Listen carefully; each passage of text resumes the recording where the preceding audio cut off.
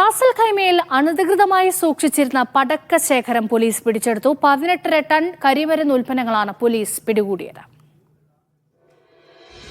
Ras al ഖൈമയിലെ ഒരു വീട് കേന്ദ്രീകരിച്ച് നടന്നിരുന്ന അനധികൃത പടക്ക കച്ചവടത്തിനായി വീടിന് പിന്നിലെ തോട്ടത്തിലാണ് വൻ പടക്കശേഖരവും കരിമരുന്ന് ഉൽപ്പന്നങ്ങളും സൂക്ഷിച്ചിരുന്നത്.